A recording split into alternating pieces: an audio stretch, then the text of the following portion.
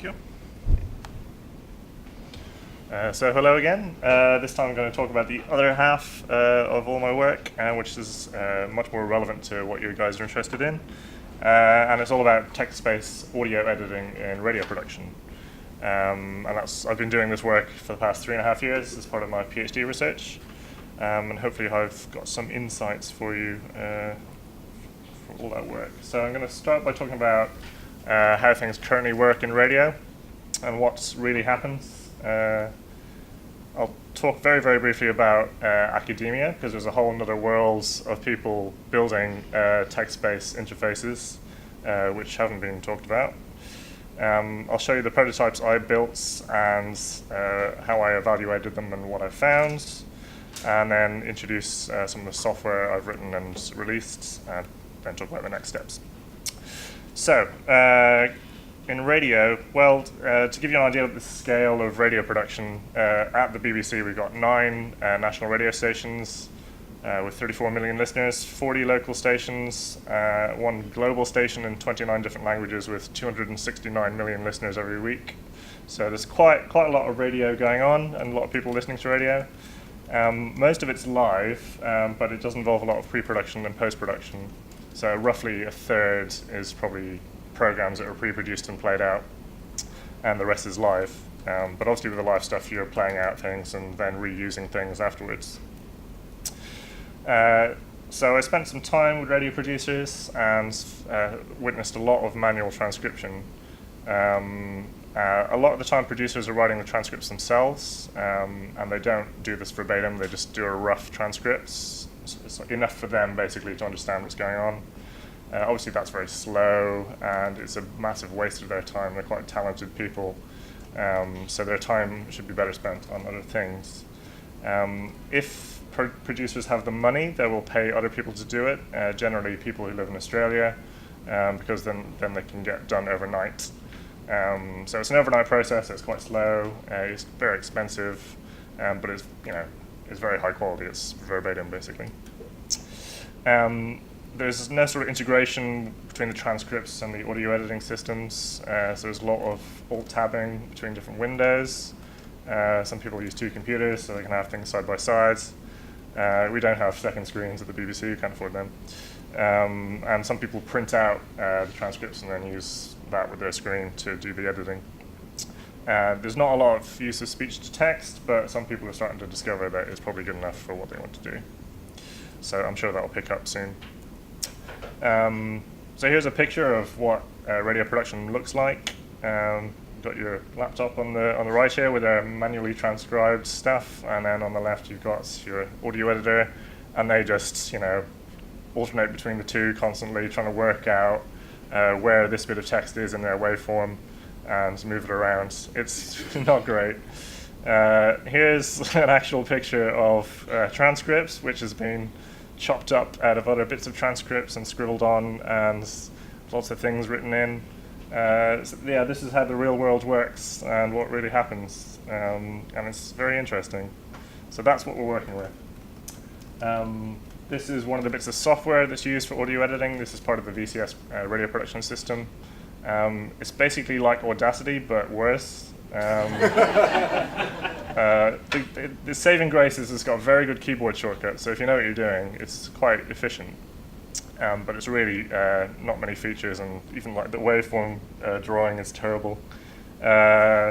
If you're really lucky, you get to use Sadie, which is a proper digital audio workstation with an interface from the 90s. So it's very feature rich if you know what you're doing again. So that's a good thing. But there's no sort of intelligent tools to help people go about their work. So I'll just do this very quickly because as part of my PhD I have to do a literature review into all the previous research on kind of time transcript interfaces, and it's a very different worlds, and they all publish in journals and conferences and things, which I guess this group doesn't go to.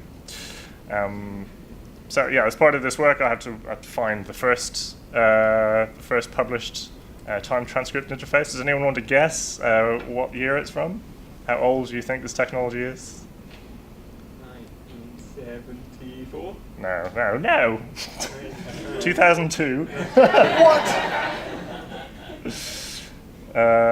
And there's a thing called ScanMail. By the way, if anyone knows of anything before 2002 that uses time transcripts and audio and video and things, let me know. A guy called Steve Whittaker made a thing called ScanMail. It's about navigating voicemail using text. In 2002, they made this crazy-ass video editor, which has all sorts of crazy features, including a transcript, which you can edit, and it edits the video. 2004, the ScanMail thing got adapted so you can edit the text, and it edits the audio for you. And then there's like a 10-year gap or something until the next thing it could find. And this is a video editor where you give it multiple camera angles, and it does transcripts.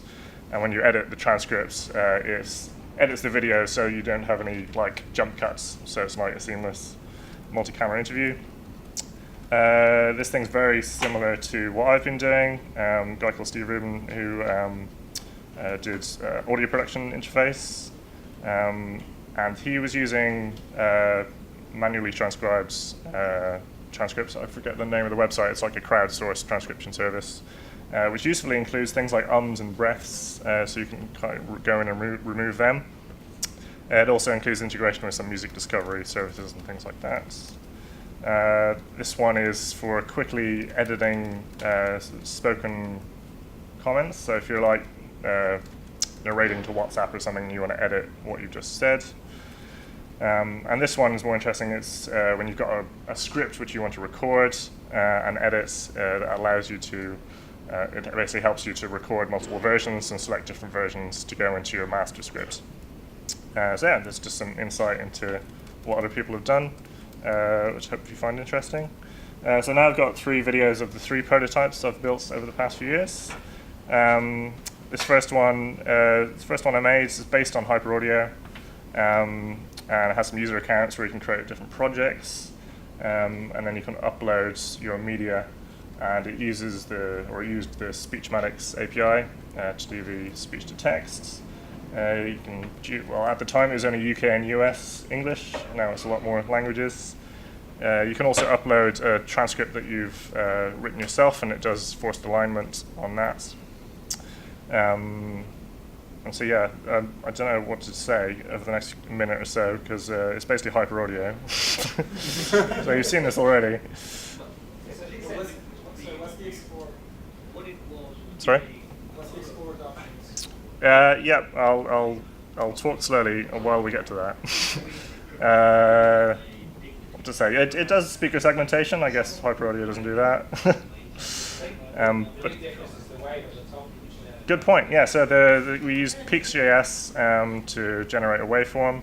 It doesn't generate the edited waveform. That would be cool.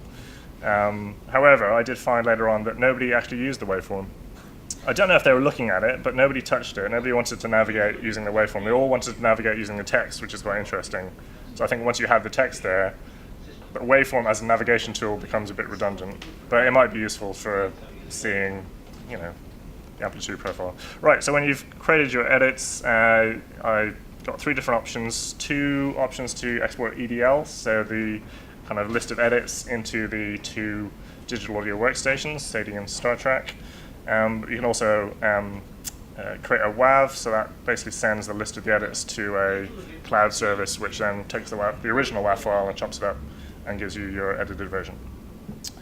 So that's number 1. That's just the properly aligned version. Right, so the second one is basically an iteration on the first, trying to learn some lessons from the evaluation I did. So same process as before. You upload your media and it appears on the left. The difference is there's no edited windows. We're not using drag and drop because I found that didn't scale very well. As soon as you're working with lots of texts, it became very difficult to use the drag and drop system. So it's got faster than real-time playback, so you can skim through things if you want. It's got you can edit the names of the speakers, and that also updates all the other matching speaker names. So if you do it 3 or 4 times, generally it populates the entire list with the correct names, which is quite useful. What's next? Let's keep doing this. Carl Lindsay's trial was a huge headline news in 1949. Let's come straight to post-war. So I found most people were interested in using this as a rough edit tool, so for getting rid of stuff that they don't want or pulling out stuff that they do want. So here I'm just highlighting some text and putting a strike through annotation, and that just ignores all that audio. We want to start by asking you what your sense was of what was made in America of the trial of Cardinal Lindsay. So for correcting the transcripts, you can just highlight words and type over them. It was a bit tricky. I'll talk about this later on. It's a bit tricky to do that because if you're selecting more than one word, you have to generate a new word with the correct timestamp so you don't lose the timing information. Many of them with great horror and indignation at the Sovietization. Here I'm just doing a bit of editing. Reasons for that, by this point, Americans had watched. I'm using some software called HTML5 Video Compositor, made by my colleague Matt Shotton, to do the previewing in the browser. And one by one, So every time I make an edit, it generates a new edit decision list, which gets sent to that bit of code, and then you can then replay the edits and hear them. ever more firmly lodged in the Soviet sphere. So I've got a piece of audio I want to use. I go and underline that, so I want to pull that, 30-second clip out of the 51 minutes of audio I've got. I can save that and give it a name, and it appears on the list on the right. So you can take an original audio file and make multiple edits of that, or take one edit and create multiple versions of that edit. Again, you can export an edit decision list to go into your audio editor, or you can just generate a WAV file. And I just want to export the stuff I've underlined, so click that. It sends off the edits to a cloud service, and that generates the WAV file and then spits it back. So I download it. I can then show that it works.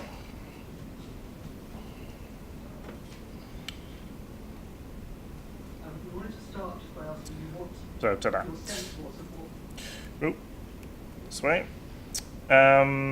So the next one takes a bit of a different turn. It might be easier if I just play it. I lost the original video, so I'm just scraping this off a YouTube video where it was reused. You might want to turn up the sound a bit so you can. Can you turn it up a bit? Anybody know how to operate it?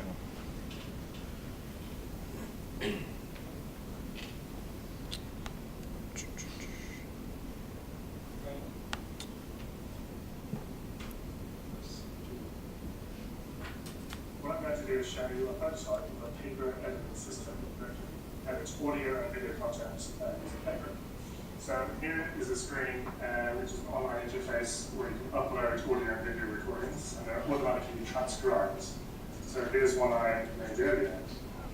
In the course of a December tour in Yorkshire, I rode for a long distance in one of the public coaches on the day preceding Christmas. So what I'm going to do is press print in here. So I'll press print, and then very shortly it will come out of the spreadsheet. Latest technology.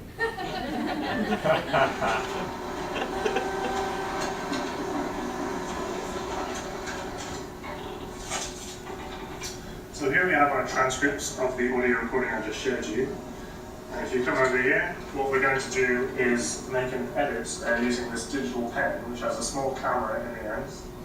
And what I'm going to do is cross out December tour in Yorkshire, like that. And I'm going to underline the word Christmas. So now I'm going to dock the pen in its holder over here. And what that does is it uploads changes to the server. And so when I go to open the file here, it has already made the edits to transcripts. So if I press play, In the course of it, I rode for a long distance in so you can see there it's removed December tour in Yorkshire, and it's also bolded Christmas to highlight that.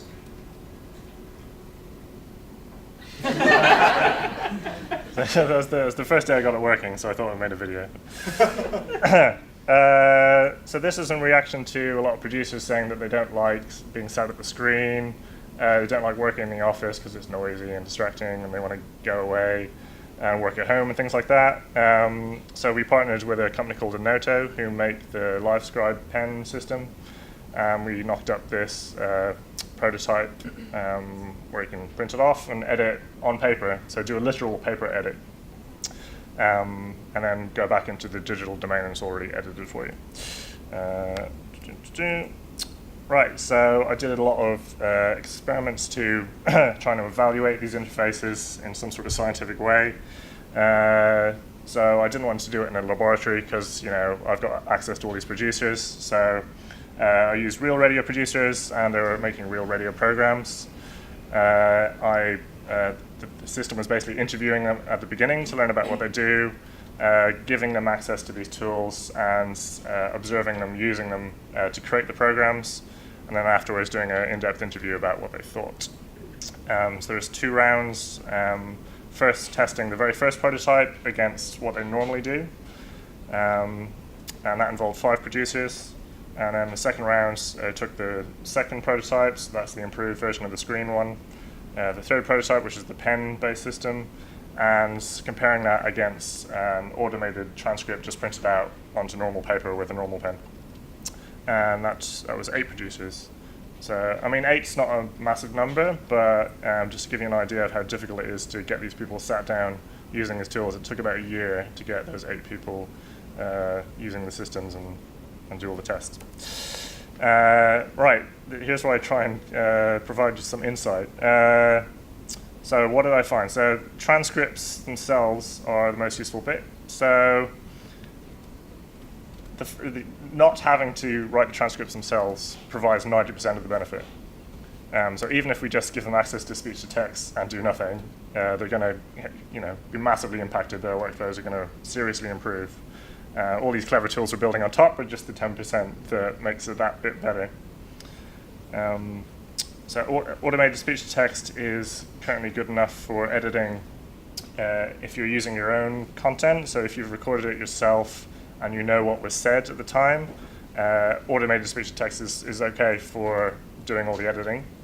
If you want somebody else who hasn't heard the audio before to help you, you need to do a bit of light correction to fix some of the distracting errors. And obviously, if you want to publish it, it needs a lot of work before you can share it publicly.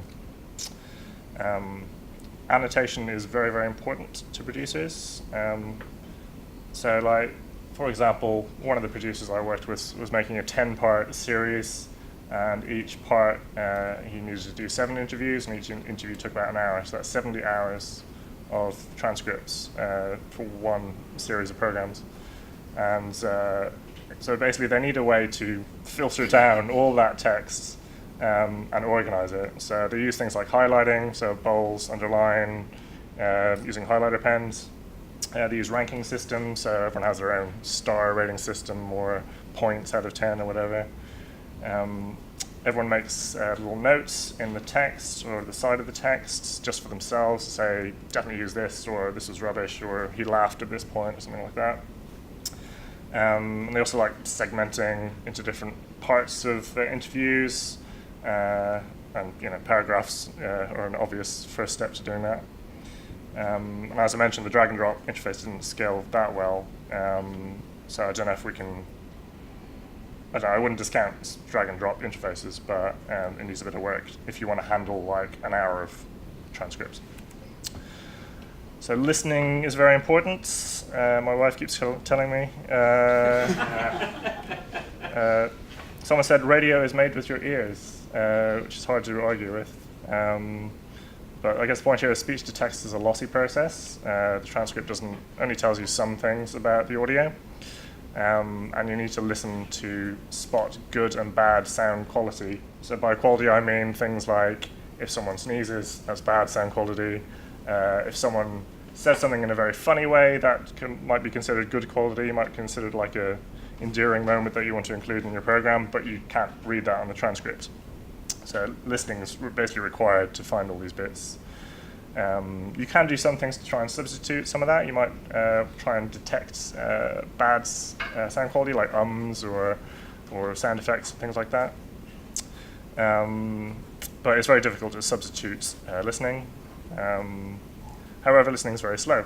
You can do things like use faster than real-time playback, just by doubling the playback speeds, or there are some more intelligent ways of speeding up the playback that make it easier for people to listen.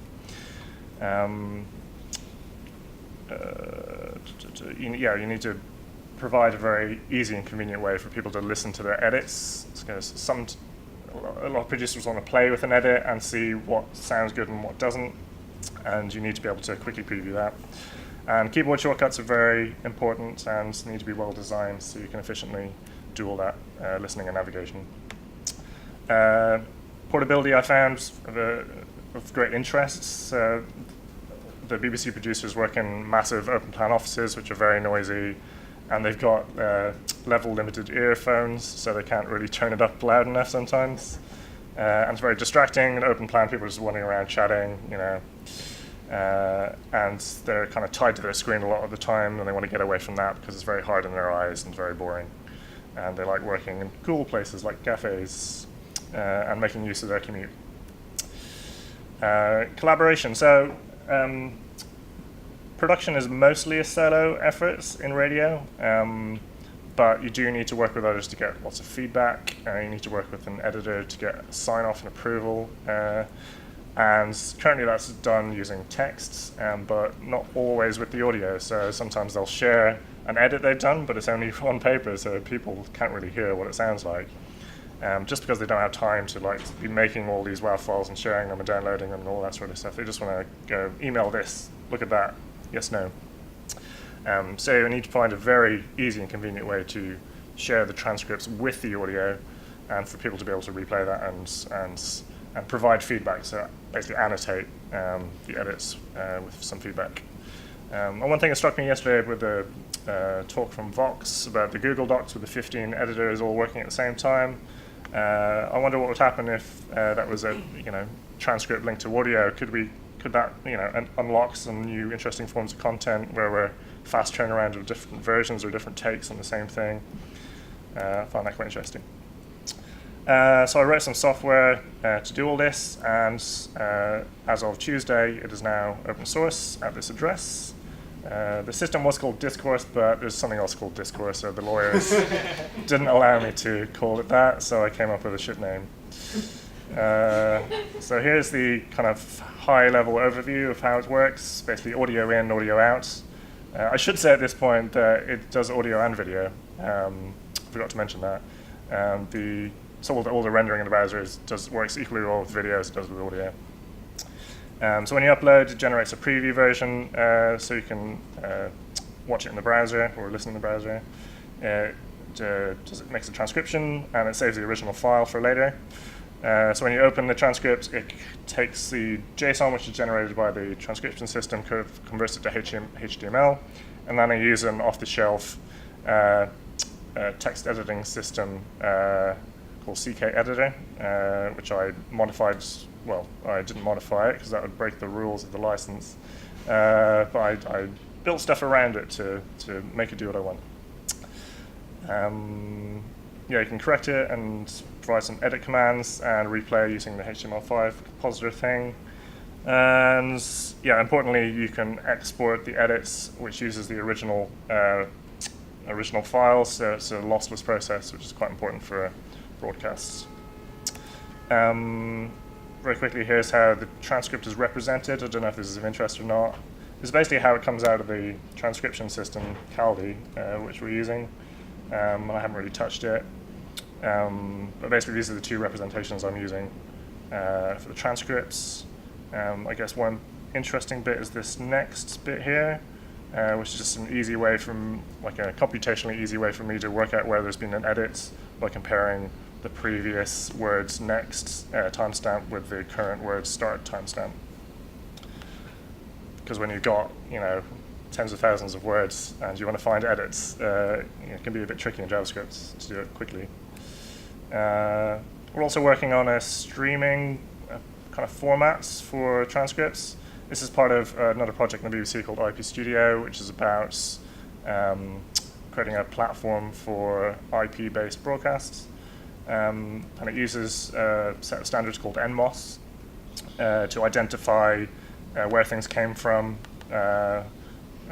identify different streams, and timestamp everything using PTP, which is linked to GPS. So everything is uniquely timed and uniquely identified in this new IP-based broadcast worlds.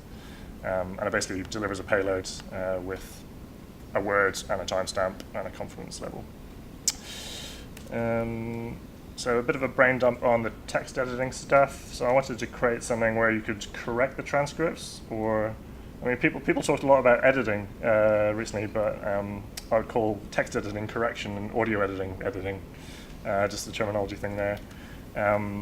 But yeah, correcting the transcript while retaining all the timestamps, quite tricky. It'd be nice if someone fixed that problem. We could all just use their solution.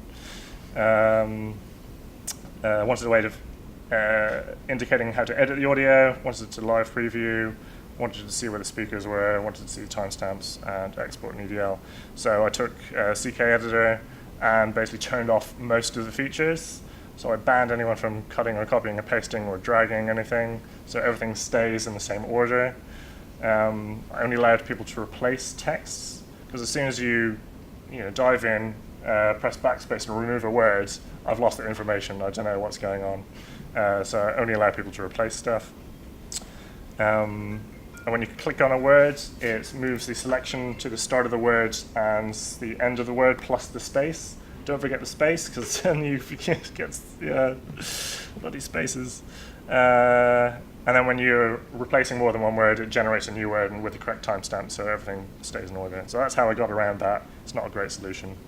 Yeah, using bold and underline to edit the audio or indicate where you want to make edits. And yeah, a few conversions here from JSON, HTML, and back, and taking the JSON and working out where all the edits are and making an edit decision list. So what's next? I don't have a huge amount of time to spend developing this, so it's kind of up to you guys if you want to do anything. I just made a brain dump here of things in no particular order that I would like. So I'll just quickly go through them. So some sort of common base UI element for editing time transcripts that retains the timestamps. So something very minimal that everyone can just depend on, that just does that, and we don't have to worry about it. What would be great is some sort of Google Docs style collaborative editing system where we can all share an audio file or a video file and just go in and collaboratively edit that thing. That would be a bit tricky, but I think it would be ultimately worth the effort. Some meaningful annotations, so being able to annotate a segment of the audio and give it a star rating, so then later on you can say, give me everything that's 4 stars or above as this. Some template for generating EDL files, so some defined input that everyone can take and generate, say Final Cut Pro project or something like that. Yeah, this one might be possible before Friday, taking a transcript and embedding it in an audio file. So with WAV files, you can put some free text in what's called a riff header. So you could just take a transcript and an audio file, merge the two together so that the next thing that uses the audio file already has the transcript and they can use it. Detection would be everyone wants. Nobody's really got around to it yet. It's probably quite tricky, but if we use speech to text to detect the so if we say is a word, then it'd be really easy to include that in the transcripts.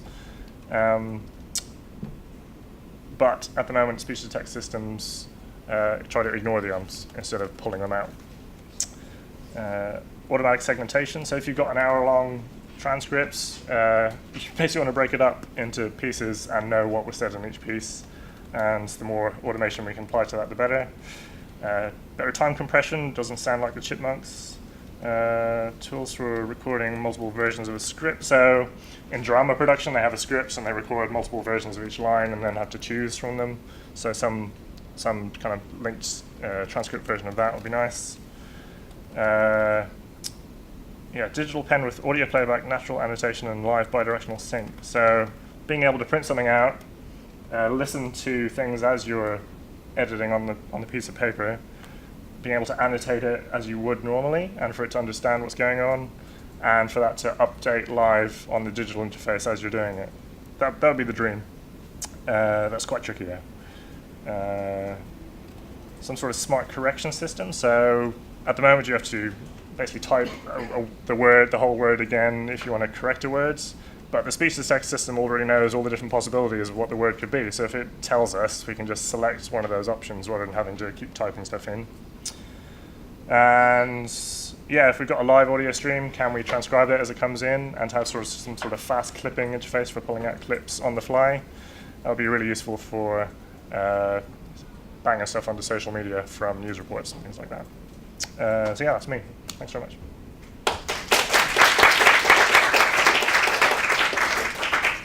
Any questions? Go.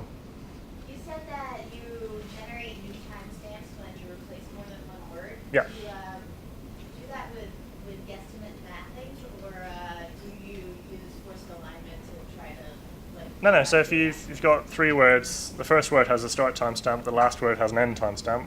So you just take those and make a new word with those timestamps. So I guess what I'm saying, I'm thinking more about insertions. Insertions, yeah. Yeah. You just have to make it up. Yeah. So you can interpolate though. If there's only one word, then it doesn't need to be super accurate, right? Thank you for open sourcing. That's awesome. That's right. The